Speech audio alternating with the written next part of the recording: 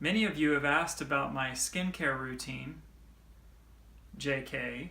One of you has asked, perhaps sarcastically, about my sleeping on the plane routine.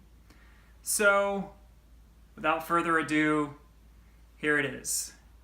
Many pillows have been fashioned over the years that fit around one's neck, meant for one to lean one's head back or to the side in comfort.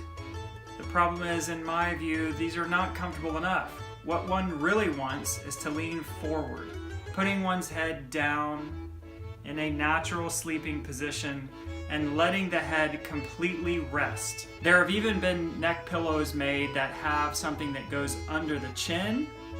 Some are taller so that the neck is better held, but these just don't work unless you have something to the side that you can put a pillow against and lean against. Enter Skyrest pillow. This is meant for you to lean forward on it. You can blow it up I would say don't blow it up too tight at first. You can always add more air. You can put it on the tray. In other words, pull the tray in front of you down and put it on that, or you can just put it right on your knees. The arms go around the pillow and into the slot in the back, and then you can just put your head down.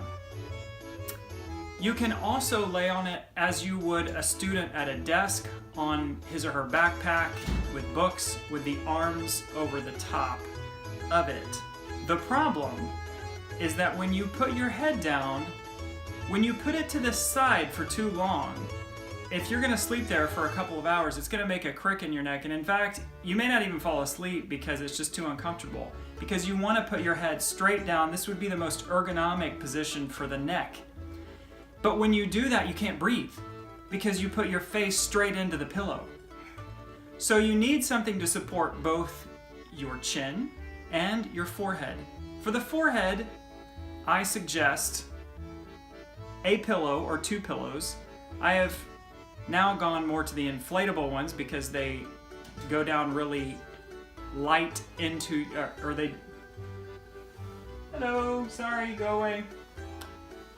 The inflatable pillows do not take up much space in the carry-on or the backpack or whatever your personal item is, and so I like those. One thing that has been come up with to get around the lack of breathing with these things is it has a hole in the top where you're supposed to be able to put your head. The problem is, and I wish they would come up with a better design, the front of it is too angled and it is not a natural position to sleep this way. So I've tried this one and I just don't like it. I always go back to the main regular old one. I just have to figure out a way to breathe and put my head down.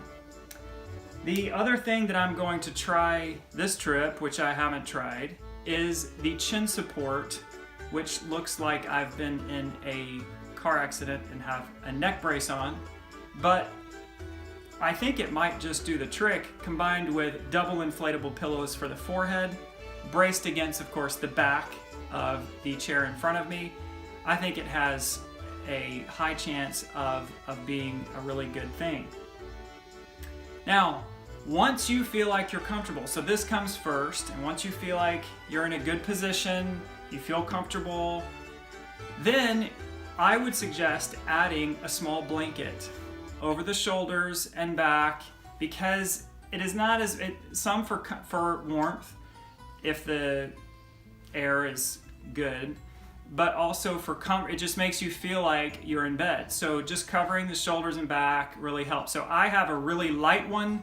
Again, it doesn't take up hardly any space in my bag, but just that being thrown over really helps. For you ladies, you might want something more fashionable like this. I would not recommend a big bulky roll like this one. It might be comfortable and warm, but it takes up a lot of precious cargo space. Once you have your blanket on, you must put in earplugs if you're going to be serious about sleeping. You can have the kind that you squeeze and place in and let go.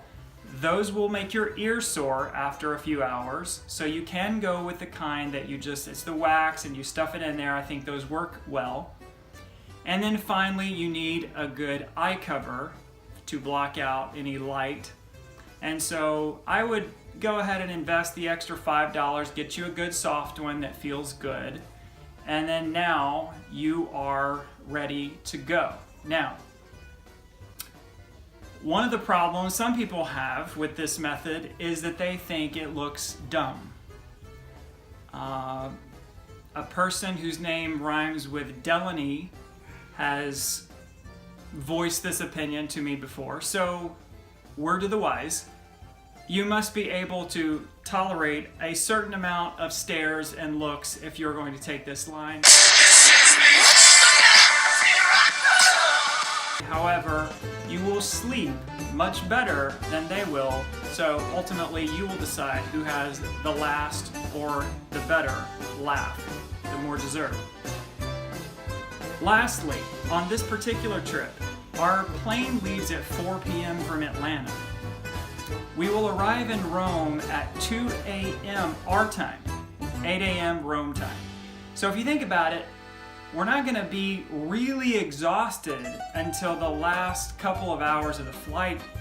May not even, 2 a.m. is when one's body is starting to say, okay, I've got to have some sleep right now. So the sleeping on this flight isn't going to be, it's not like an exact overnight flight. I would say get on the plane, have the dinner that comes with, after a couple hours I come by with supper, watch a little bit of a movie maybe, start getting a little bit tired, and then maybe around 9 or 10 p.m. our time, begin to think about sleep and go into all these positions for whoever chooses to do this. And try to get maybe the last 3 or 4 hours, and then if you can get 4 hours of sleep on this flight, you'll have a much better day on Saturday when we are walking around Rome all day and having a long day eating that night and all that kind of stuff. We're going to try to get to bed early that night, but still, you're going to be a lot happier if you have a couple hours of sleep. The other option is Brandon Phillips' option, which is to take Tylenol PM. He recommends 3 of them. And I would say that's great, as long as you don't get groggy, as long as the effects of the Tylenol PM aren't still in effect hours after we land, and when you're in Rome, you're not awake, you're not aware of things because of the Tylenol PM. So you probably have to take that right when you got on the plane, and Brandon will have to tell us how long the effects usually last. I'm open to that idea if everybody does it, and Brandon, I would say bring enough Tylenol PM for everyone if you don't mind. You'll be the vice president of Tylenol PM officially, and if you will do that, that would be great. All right, that's it.